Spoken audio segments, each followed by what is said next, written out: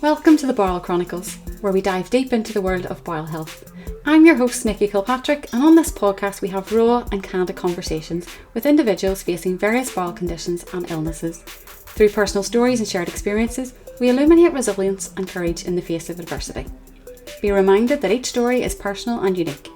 These conversations are not to be taken as medical advice or to replace guidance from a doctor or healthcare provider. Our aim is to inspire and empower through these amazing stories, amplifying voices often unheard. So join us as we embark on this journey together. Sit back, listen, and be inspired. Enjoy the episode. Well, hello everyone, and welcome to another episode of the Bowel Chronicles. I'm your host, Nikki Kilpatrick, and today we are joined by the lovely Emma in sunny Somerset. You're very welcome, Emma, to join us today. Hello, thank you for having me. Is it actually sunny in Somerset today? No, not at all. It's cold and dark and miserable and grey. Yeah. But at least it's not raining. We haven't got the floods, so that's a good thing. Yeah, absolutely. So Emma, we have been interacting and I don't know, being friends kind of on TikTok and Instagram for around a year now, maybe more than a year, Yeah. following each other's journey. And I have loved the interaction. It's definitely helped me and benefited me on my recovery journey. And your own story is one of having a colostomy bag and not our usual type of inflammatory bowel disease that, so to speak, caused you to have your colostomy. So why don't you kick us off and tell us what your diagnosis is and how that came about? I've got diverticular disease. I still have diverticular disease. I thought it was actually cut out when I had my emergency op, but I found out a couple of years ago, no, I still have it. Quite a bit of it, but it's all under control and not inflamed at all now. Obviously, for 8 years previous, I had severe pains, left-hand pain, was ill kept getting bouts of being really poorly, and what I didn't realise was, obviously, I was told it was IBS for all those years, and then to find out it wasn't IBS, basically. So yeah. So was that a case then of going back and forwards to the GP, you were extremely unwell, and them saying it was IBS? Yes. Yeah. No one offered me a colonoscopy. I just kept told it was IBS, and right for all those years. And even I had really bad sore throats and was being investigated for my throat. But what I found out afterwards, it was actually poison from inside that was coming up to my throat and causing me the throat problems. Not actually nothing to do with my throat. And left-hand pain, I had numerous ovary scans, and obviously everything was fine apart from a few cysts, but everything was fine because it wasn't nothing to do with that. It was a diverticular symptom. It's So left-hand pain. the running what's the running theme for this is Yeah. they diagnose you with IBS, then Yes. down the gynae route of it Yes. has to be, you're a female, it has to be gynae, because Yes. it would never be your bowel that would cause pain like No, that's the thing. That's the problem. That's what happened. And then I was even put on a lactose-free diet and then a gluten-free diet, which actually tipped everything over the edge of it and caused me to, they thought I had a water infection. Went to the doctor, said, oh, you've definitely got a water infection. Started me on antibiotics. By the Wednesday, I was still really poorly. Went back. That was the days when the doctors would take your bloods and the actual doctors. He took my bloods. He rang me in the afternoon and said, you need to get to hospital. Your markers are through the roof and your inflammation, which I went in the evening, went to the doctor at the hospital. They examined me and the man literally said, you've got diverticular disease because of my left-hand pain after all these years. And he was given antibiotics and then was sent home to come back Friday to have IV antibiotics. So we just go home, have these antibiotics, but come back in Friday to AEU to have IV antibiotics. By then I was just deteriorating. I should have gone back in. Thursday I was awful and I should have gone back in. And then the Friday I was projectile vomiting and then couldn't even go to the toilet. So we went in an hour earlier And that's when I stayed in for 19 days. And I had to wait to go upstairs to go into a private wing, gave me morphine. Then the next day, they did me a CT scan, and I was on 5 lots of antibiotics. And the CT scan came back and they said, look, it's a weekend. We don't want anything to happen because we're obviously less surgical staff. Tried to keep you give you more antibiotics. Hopefully everything will be all right. It'll calm down and everything like that. It's all inflamed inside.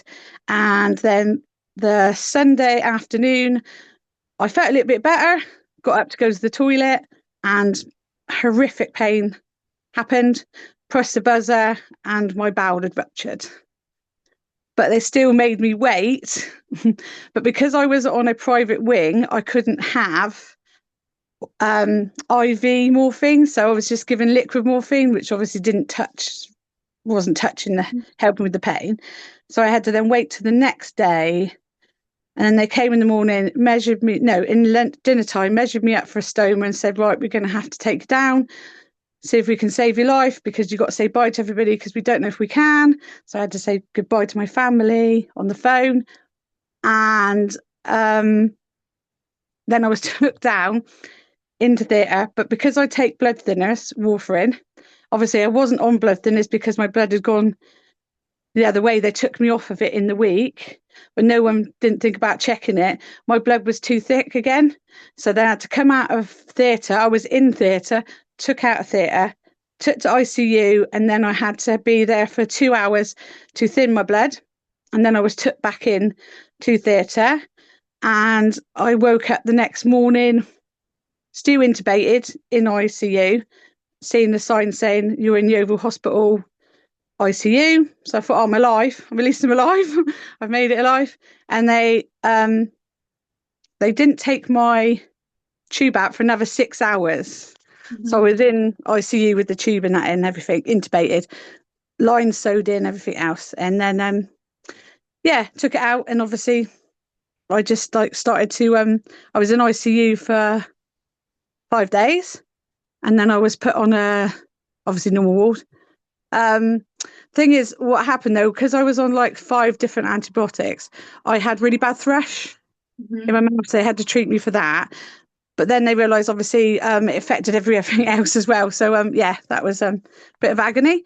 But yeah, then recovered. But they say it's I had to then try to walk with a frame because I couldn't walk. I couldn't stand up. Managed to then start walking with the frame, and then without the frame. I didn't have a shower though for 15 days. I couldn't get out of actually have a shower.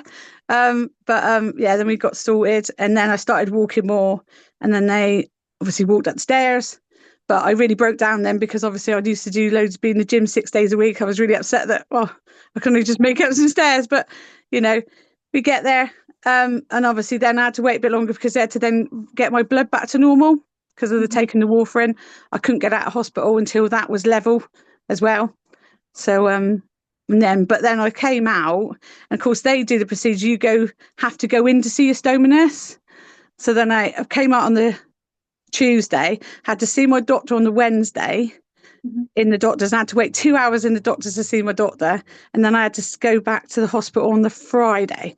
That was really surreal because I'd only just come out the Tuesday after being in so long, and then you see hospital beds. I was really, really upset because I was just taking me straight back when I've only just come out, sort of thing. Yeah. But you go to the hospital, you have to go, they don't come to you.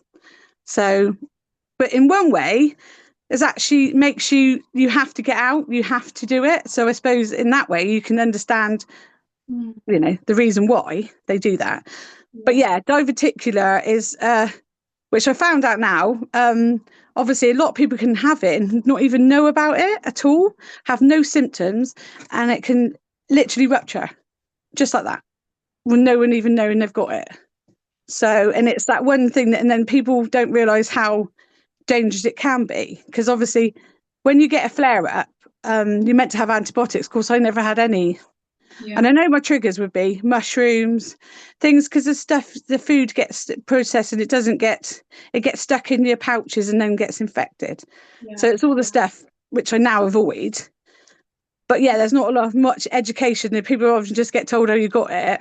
Because as I say, my dad had it. He had diverticular and ulcerative colitis, and he sadly died of a rupture at home. So it's Okay. just he wasn't saved. You know what I mean? He couldn't be saved. So sadly, but yeah, What an absolute ordeal. I want to pick some things apart because there's yeah, so much in that. You're saying your dad was diagnosed with diverticular and ulcerative colitis. yeah, Whenever you were going through this journey of endless diagnosis of IBS and you knew there was something more going on, yeah. did it ever enter your head that you might also have diverticular disease? Yeah. Because my nan had it as well.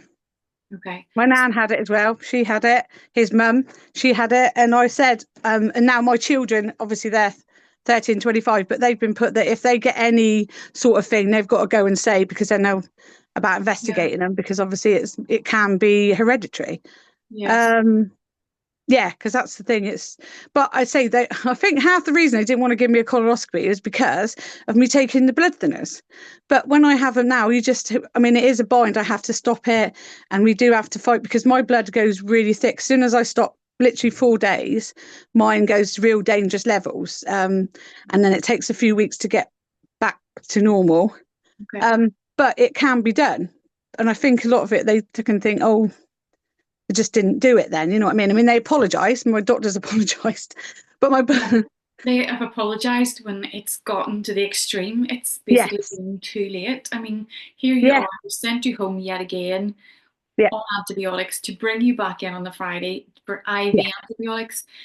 yeah, I understand instead there's of, a system, but there was a dire need for IV yeah, antibiotics. So if it yeah, meant you sitting there yeah, on an IV antibiotic and not being in a hospital bed, you would do it. yeah, yeah, would have done. Um, 100%. If I'd known what would have happened, because obviously in the end, it ended up being a major emergency operation that would have cost the NHS thousands of pounds of money.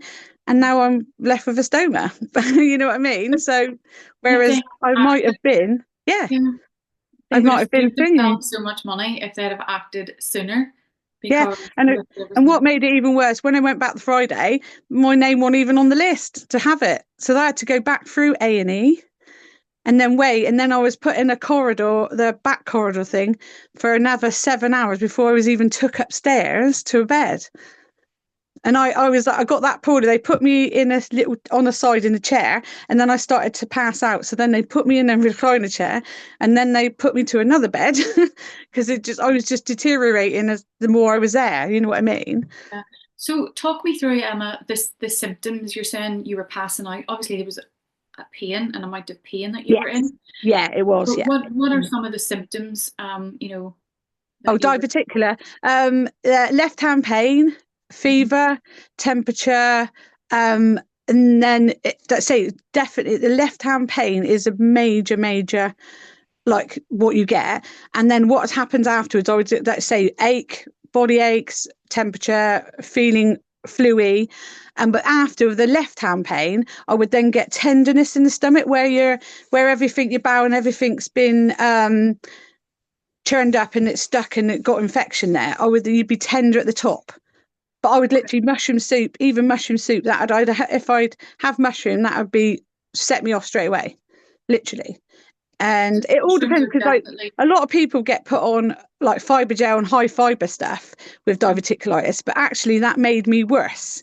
So it's everybody's, I can't have brown bread now because it just literally, even though I've got my stoma, there are certain foods that it will trigger it. I can't have mushroom, seeded stuff, um, nuts, anything like that, because of the diverticular, literally as well. So I avoid it. Okay, so is the disease, because you're saying all left-hand sided pain, I'm assuming it's coming from the rectum up the sigmoid colon.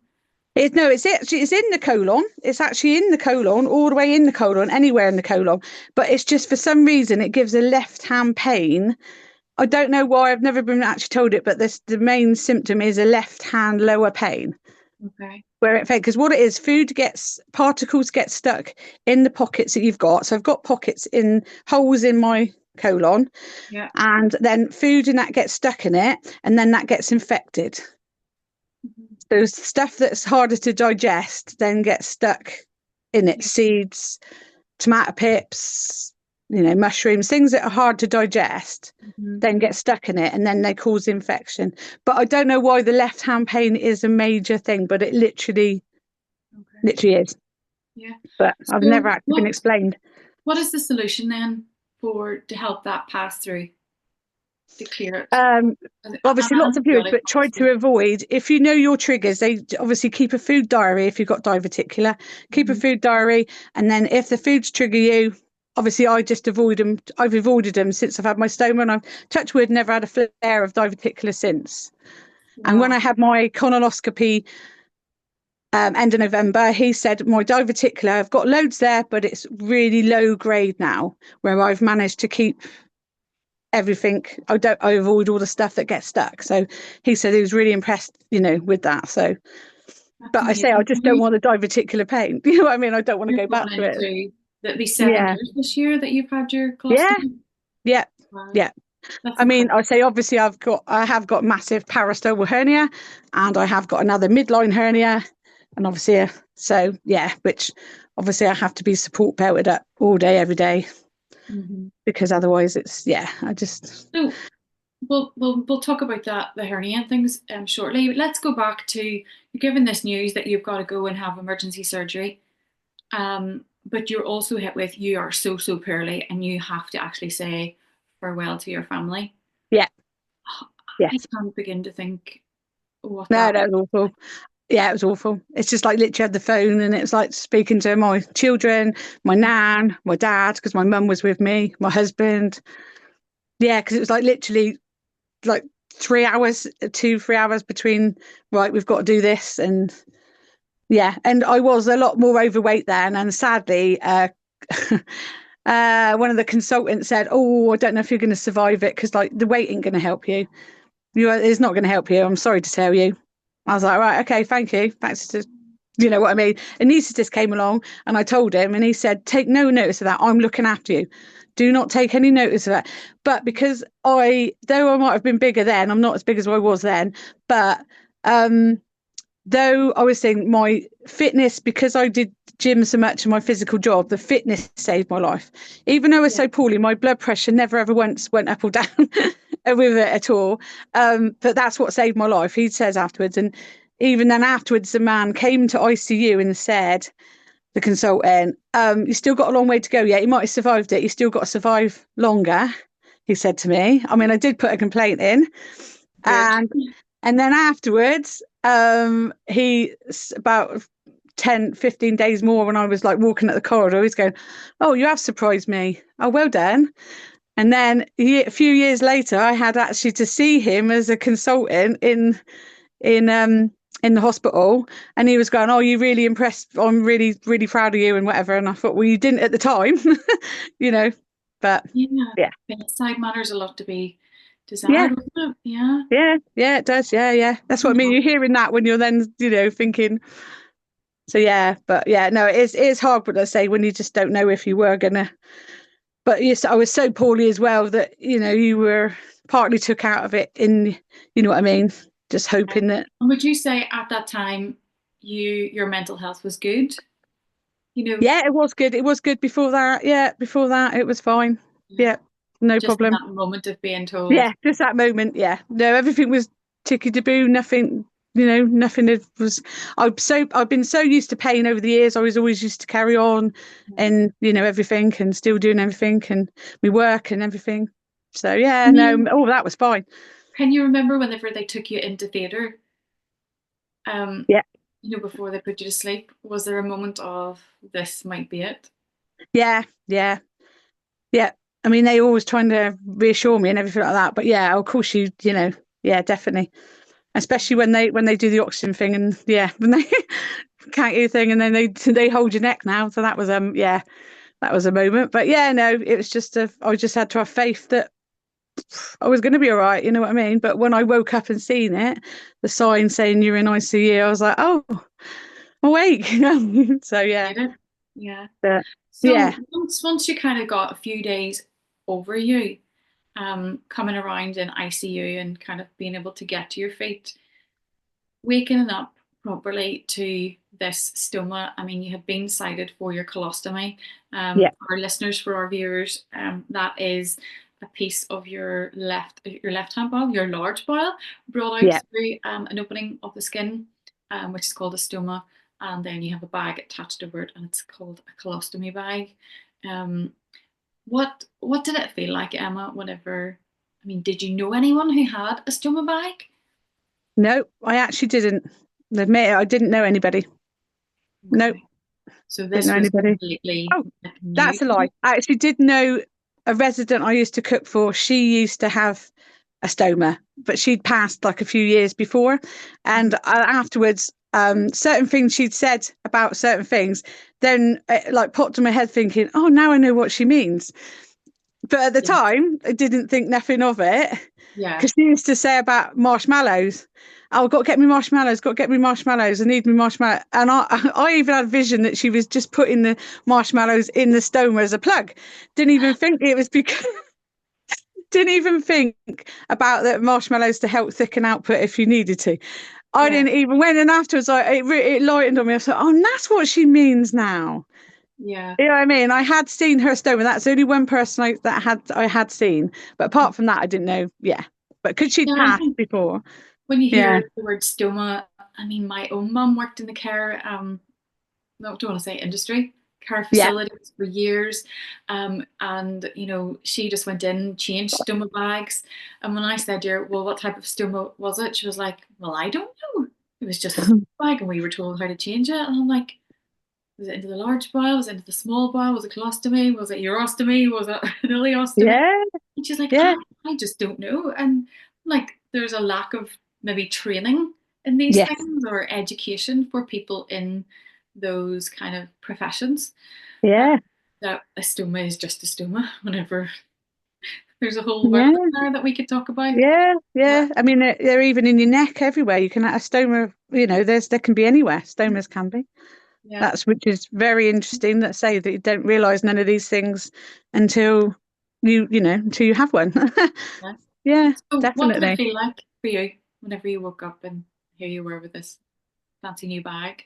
Well, I was just glad to be awake. That's the thing. I was so because I was so close to not being here. I'm always thankful of it. You know what I mean? So I called him Sydney. But yeah, I just that's the thing because it's different sort of. It saved my life, so I do appreciate it. And the good and the bad is what you know what I mean. The things you get used to, and yeah, surprising. It is a shock, and you're like, especially when you're first learning how to change the bag and everything. But I mean, you get the support to do it, and it's Yeah. surprising. I mean, I always remember I wouldn't change my bag without anybody in the room with me. They had to have someone with me. And then one time it's like got used to, it and I was like, no, actually, I can do it, and you do it. But at the Yeah. time, you think, oh, just make sure can you see that I've put it on properly, and it's just that bit of confidence, isn't it? And Yeah. with everything, And but you had you support soon from get your into a family. routine. It's just routine of as long as you got spare stuff with you, that you're organised. You know, I mean, at the beginning, I mean, I've had some major leaks, bad leaks, real bad ones, real funny ones. You just laugh and you've got to laugh it off because everything comes out in a wash Yeah. in the end. You know what I mean? So yeah, and that's part of and you get used to how everything is and how your stoma works and what works for you, and it's just how it is. And with big events, I'll do a low residue diet before, so then I know that it'll slow down transit, wedding, funeral, everything, like going away. Just I do that, so then I know peace of my mind. Coffee first thing in the morning, but no coffee until after the event's finished. It's just the little things you find in what your body. I mean, everybody's is different. You know what I mean? Everybody's is literally different. So at the Are end of you the one of these day. people, because it's a colostomy in the large bowel, the output tends to be a lot thicker? I know some people whose output is very similar to myself having an ileostomy. It is a lot thinner. Um, Mine can be either. Mine can be both. Mine's not exactly thick. You know what I mean? Not that often, to be honest. So depends what I eat. If certain foods will make it thicker, certain things won't. Certain things will fly through like a rocket, i.e., sweet potato. But yeah, okay. it's just no. Mine varies, but I don't. I mean, I do drink coffee. I'm lucky enough I can drink coffee, and I like coffee, so I do have a bit of coffee, black coffee. So that probably makes it a bit more But yeah, no, drink lots of fluids, fruit teas, and just keep hydrated. You know, all the stuff to help everything carry through all right. But yeah, no, I don't ever worry about it being thin. You know what I mean? If it's loose, I know I won't go then to try to thicken it up. I just whatever comes out. I, you know, because I use a drainable bag every 3-4 days, change it, you know, sometimes 5 if I forget, because sometimes life does thing and you do forget, and then you think, oh yeah, forgot about that. Yeah, I mean, I do have a bit of issues with skin around it because I take blood thinners. It's a bit thin around it. I've had a few lately. I had an infection, and then I had to have some antibiotics and some special dressings, but they've touch wood, that's all clearing up now. But it's if I take my bag off too quick without getting it properly sprayed, then I get a problem. And I've just got to remember that I take blood thinners, and it takes a while for me to heal. So I got to slow down really doing it. But yeah. But no, apart from that, I say it's just you learn things as you go, and everybody's different. What works for one doesn't always work for another person. It's what you get into and what you can do yourself, you know, and which is good. You know what I mean? That's the whole point, you know. And different products, you can try different. One bag doesn't fit another person, but they're all different products. And I got given a different seal a few years ago, and and it's game changer. It's just which is for skin that is thinner, and like because I take the warfarin, and someone had recommended it and been brilliant. So yeah. Wow. Yeah, so it's all. I think whenever we come out of hospital, we just kind of sometimes go with the products that the stoma nurse has been at the time, and some people don't do research or aren't on social media, so they don't actually realize how many products they're out there. And the different shapes of the concave, the thing. I mean, I need a soft convex because mine is flat.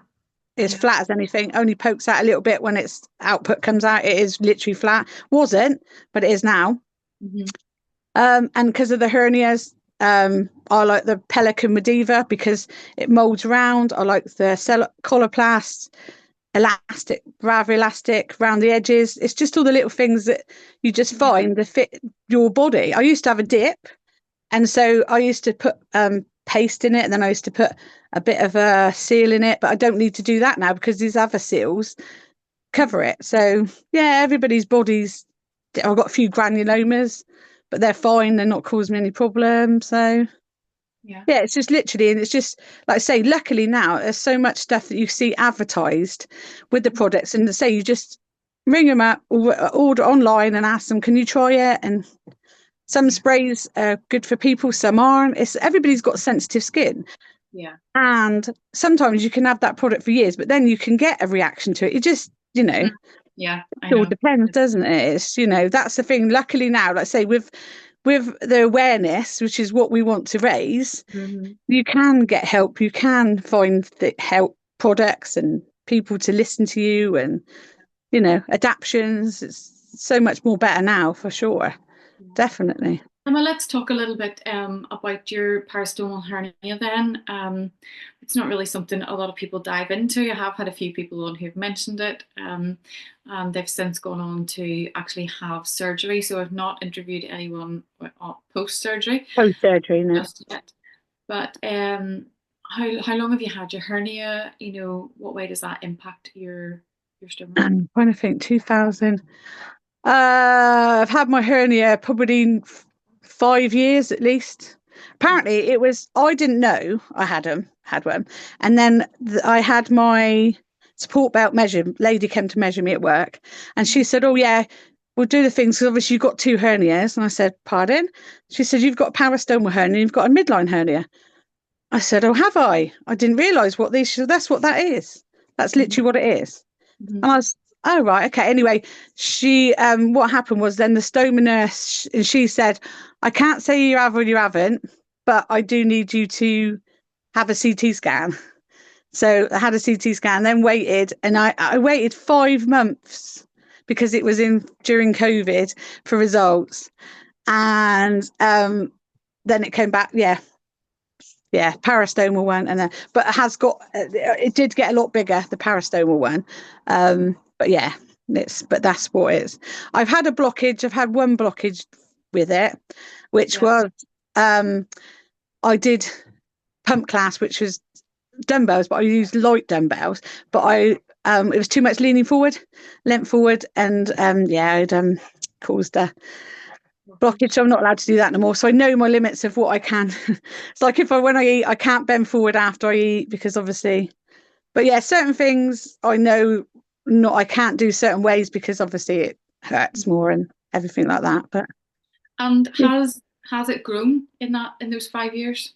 Yes, it did. But with my support, like more of my support wear, it hasn't since then, luckily. So I've managed to keep it. But it literally is, I have to wear it all day, every day.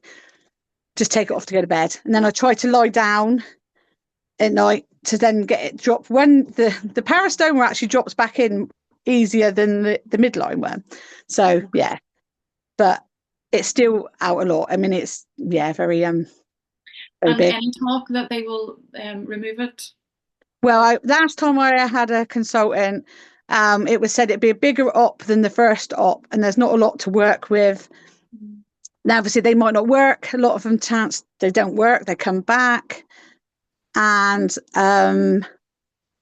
what else? Oh, because I still got obviously my diverticular disease that could then react again, and then I'd have to have another stoma again, and it wouldn't be a lot left. And so to me, I mean, obviously, if something goes wrong, they said if there is a strangulation or a twist, whatever, then obviously they have you back in, and they would have to do something. But touch wood. Really, so I just don't. Then, since you've had your stoma surgery, would you say your quality of life has been better? Yes. Before surgery? Yeah, because of the pain, everything. That just touch wood, that went away completely. And my whole body, I didn't realise how poorly I'd been for all those years. How much it affected my whole body all over. But I just masked it and carried on and on and on. And the pain and the episodes when I get it. And I just didn't realise. Well, you just carried on. But now, touch wood and all that went. Just literally went. So, yeah. Emma, if you were to give a piece of advice to your younger self before surgery, when all of this was happening, what would it be? It would be that I should have kept on to the doctors to have a colonoscopy. I would have literally kept on. And to be honest, after my stoma, I wasn't even offered a colonoscopy. It was only because when I had the blockage, they gave me a colonoscopy, and actually they found polyps, and then removed them. That was 2 years ago. And then they went in again November, and they removed some more polyps. So, but they weren't going to no one actually offered me a colonoscopy through my stoma. Yeah, it's usually done every year. Yeah. So now I'm on the list, but I wasn't. It's only because I had that blockage, but good job I did, because I wouldn't have known I had polyps that needed removing, which obviously were benign, which is good. But I wouldn't have known, and that's another thing. They still didn't want to give me a colonoscopy, but I would have be to anybody, if you think you just got to keep on to say, please just give me a colonoscopy to check. They say all the time about everything, yet when it comes to certain things, they don't put you forward for it. But it's just a simple thing to get checked, and it shows so much up, doesn't it? You know what I mean? There are all these campaigns, if you've got any signs or symptoms, go get checked out. But when you're actually there time and time again, pushing and advocating for yourself, you just feel like you're being gaslit, being told you've got IBS, being told this. It's just like, there is something, we know our bodies better than anyone. Exactly. Yeah, totally agree. Totally agree. And that's what my advice would be. Anybody, always say, especially with diverticular, if you've diagnosed with diverticular, just keep an eye on things. If you're getting worse, if you've got a thing, just go and get it checked out, because a rupture can happen just like that. Just like that. It's so scary, because the infection, the more you have of the infections, it thins the bowel, and then obviously it just goes like thing and just like that. Well, for those listening and watching today, Emma's social media handles will be posted in the show notes for Instagram and TikTok. do go over and give her a follow. And if there is something that we have touched on today and you want to know more about it, or you've got a question, I'm sure you can pop Emma a message or pop myself a message over, and we will try and get you an answer. I will remind you, we're not professionals, we're just sharing our own personal journeys with you. So if you have any questions, go and seek proper professional medical help and advocate for yourself, because you do know your body better than anyone else. Emma, it has been amazing hearing from you today. So thank you so much for giving of your time to come on and share with us today. Thank you very much for having me, and just to make awareness, and love your content, love listening to everything, and you're doing great. You're doing fantastic. Thank you And that's so what we much. need to do.